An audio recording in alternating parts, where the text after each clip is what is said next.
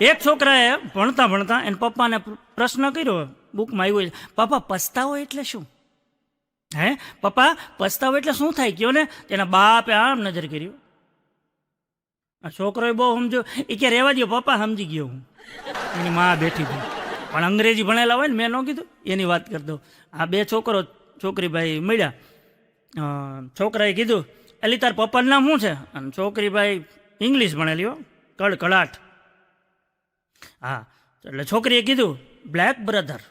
હે black brothers? છોકરો તો કે એટલે હું વળી? હા, છોકરો એટલો બધો અંગૂઠા જ આપી છે કે એટલે હું એમ કે ને, એ કે કાળું ભાઈની ડોબા. પછી ઓલા કીધું કાળિયાની કે ને.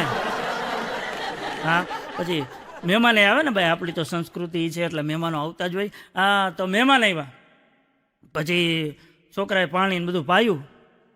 પછી મહેમાને જે આપણા રિવાજ પ્રમાણે પૈસા આપવાનું થાય ને, એટલે છોકરાને બોલાવ્યો.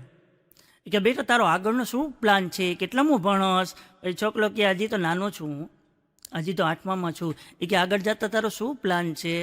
પછી છોકરાએ જવાબ આપ્યો, નહીં સાંભળજો, અત્યારના છોકરા નેટવાળા. એ કે એ તો તમારી ઉપર આધાર રાખે છે ને. એ કે કેમ અમારી ઉપર? એ કે જો તમે 100 રૂપિયા આપશો તો હું પાઉંભાજી ખાઈશ, જો તમે 200 રૂપિયા આપશો હું પીઝા ખાઈશ. આ પ્લાન.